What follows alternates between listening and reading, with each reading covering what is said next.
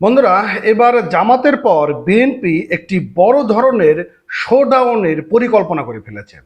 অর্থাৎ বিএনপি এখন চাচ্ছে যে জামাতের থেকেও সব থেকে বড় একটি শোডাউন এবং সমাবেশ এটি আয়োজন করার সকল ধরনের প্রস্তুতি এবং সকল ধরনের প্রিপারেশন কিন্তু শুরু হয়ে গিয়েছে। তবে এখানে কিছু ব্যাপার রয়েছে। অর্থাৎ বিএনপির পক্ষ থেকে বলা হচ্ছে যে আমরা এই মুহূর্তে বড় কোনো শোডাউন দিতে চাচ্ছি না, কিন্তু আমরা পরিকল্পনা করে রেখেছি এবং সেটি দ্রুতই বাস্তবায়ন করব। এবং বিএনপির পক্ষ থেকে আরো বলা হয়েছে, যেহেতু জামাত একটি বড় ধরনের শোডাউন এবং তাদের প্রোগ্রাম করে ফেলেছে, এই মুহূর্তে যদি আমরা পাল্টা বড় শোডাউন বা পাল্টা কোনো ধরনের প্রোগ্রাম করি, তাহলে সেইটা হয়তো একটা প্রতিদ্বন্দ্বিতা হিসেবে দেখানো হবে। তো আমরা চাচ্ছি যে আমরা সকল ধরনের প্রস্তুতি নিয়েই মাঠে নামবো এবং সেটি দ্রুতই আমরা বড় ধরনের একটি সমাবেশ করব। বন্ধুরা, আপনারা জানেন যে জামাত ইসলাম তারা যে একটা বড় শোডাউন দিয়েছে, বড় একটি প্রোগ্রাম করেছে, সমাবেশ করেছে, এতে করে কিন্তু বিএনপি কিছুটা হলেও চিন্তাগ্রস্ত হয়েছে যে এত বড় একটি শোডাউন। তাই বিএনপির পক্ষ থেকে বলা হয়েছে, বিএনপি যেহেতু একটি ছোট দল নয়, একটি বৃহত্তম দল, তাই অবশ্যই বিএনপি যে আমরা শোডাউন করব বা আমরা যে বৃহত্তম একটি পরিকল্পনা করব, সেখানে লোকে লোকারণ্য হয়ে যাবে, এতে কোনো ভুল নেই। তাই যেহেতু সমর্থন রয়েছে এবং আগামী দিনে ক্ষমতা যাওয়ার একটা বড় সুযোগ রয়েছে, এর জন্য বিএনপি যেটা করতে চাচ্ছে, তারা সকল ধরনের প্রস্তুতি করবে এবং সকল ধরনের প্রস্তুতি করেই তারা একটি বড় ধরনের শোডাউন দেওয়ার একটি পরিকল্পনা ইতিমধ্যে তারা করে ফেলেছে। কি বলছে কালবেলা পত্রিকা, এরকম একটা নিউজ প্রকাশ করেছে। আমি আপনাদের মাঝে কিছু বিষয়টা শেয়ার করার চেষ্টা করব, ভিডিওটি কন্টিনিউ করেন, কারণ এখানে কিছু ইনফরমেশন রয়েছে, যে ইনফরমেশনটা অবশ্যই আপনারা জানতে পারবেন। বন্ধুরা, জামাত ইসলামের সমাবেশে পাল্টা হিসেবে ঢাকায় এখন কোনো সমাবেশ করতে চায় না বিএনপি। দলটি মনে করছে যে পাল্টা কর্মসূচি যেতে গেলে নিজেদের দুর্বলতা ও প্রতিপক্ষর গুরুত্ব বেড়ে যাবে। অর্থাৎ বিএনপি মনে করছে যে এই মুহূর্তে যদি আমরা বড় ধরনের শোডাউন দেই, সেক্ষেত্রে প্রতিপক্ষ আমাদেরকে দুর্বলতা মনে করবে, যে আসলে জামাত এরকম একটি শোডাউন দিয়ে ফেলেছে, আমাদের এখন দিতে হবে, তার মানে আমাদের দুর্বলতা রয়েছে। বিএনপি পক্ষ থেকে এটি মনে করা হচ্ছে। তাই পাল্টা সমাবেশের কোনো প্রয়োজন নেই, কারণ বিএনপি রাজনৈতিক এবং সাংগঠনিক ক্ষমতার নতুন করে প্রমাণ দেওয়ার কোনো কিছু নেই। বিএনপি বাংলাদেশের সর্ববৃহৎ ও জনপ্রিয় রাজনৈতিক দল। বিগত দিনে গণতন্ত্র পুনরুদ্ধারের যে আন্দোলন সংগ্রাম হয়েছে, তার প্রতিটি ঝাঁকে এই দল ভূমিকা রয়েছে।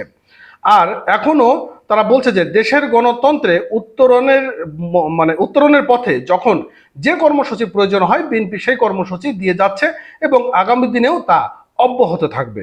তার মানে তারা এখানে কিছু কথা স্পষ্ট করেছে যে বিএনপি আসলে শো অফ করার জন্য কোনো ধরনের তারা কর্মসূচি দেবে না। তবে প্রতি বছর বা প্রতিবার তারা যেভাবে কর্মসূচি দেয়, সেভাবে তারা কর্মসূচি দেবে।